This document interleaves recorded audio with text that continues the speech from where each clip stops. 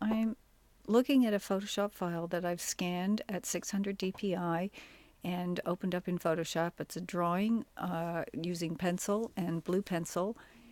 This is the way I start with preparing comics pages to render a pencil into a black and white line using Photoshop. And I start by copying the layer.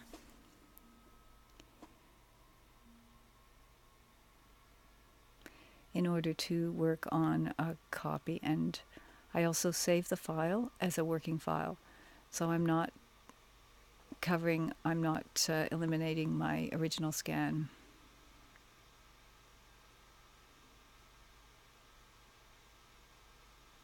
Now I'm coming in close on the image. The reason being is that I want to try and accurately select the blue pencil in order to erase it. I use the magic wand tool, and I can select and shift select to hold down the shift key to select again. And once I'm sure I've selected most of the blue, then I just hit the delete key to erase the blue pencil. I pull out to make sure that the blue pencil is indeed erased. And all this work is happening on a layer above the background layer. I'm now selecting the background layer to now kind of do the reverse of what I just did with the blue. That is, I'm selecting the pencil line once again to make sure that I select absolutely all of the pencil line. I use the shift key to hit other areas just to make sure that everything is selected. And I can also further modify my selection by expanding my selection of the pencil line by 1 pixel. And that helps to pull in all anti-aliasing that is on the line. So then I copy that selection and paste it on another layer. And then I pull down on the blending modes and select the multiply blending mode, which helps to darken the line.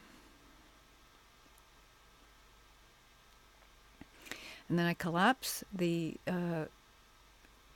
second layer, the new layer, onto the original layer, and thus making much darker pencil line.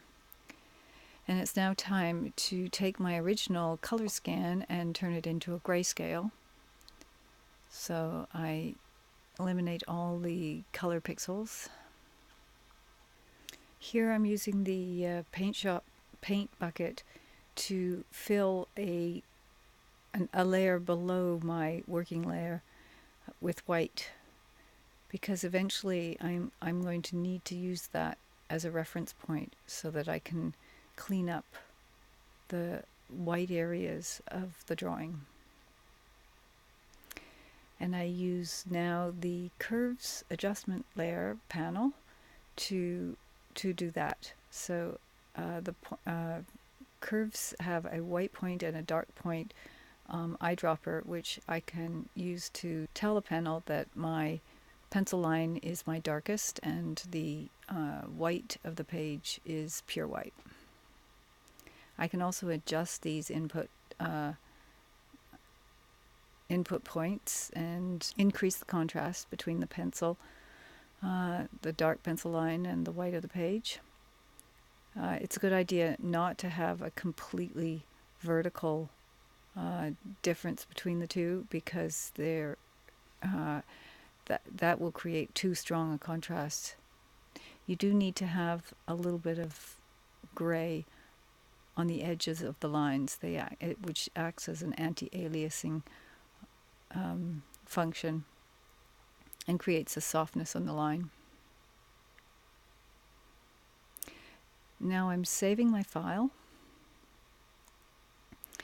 and I now change the mode to a bitmap using 50% threshold, and that changes the drawing to an either black or white choice in terms of line. Then I copy this and revert to my original file and paste this version, the bitmap version, on top. And once again, I impose a multiply blending mode.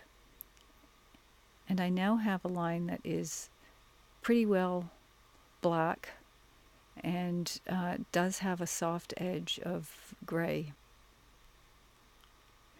So I've now completed turning the pencil sketch into a dark ink line.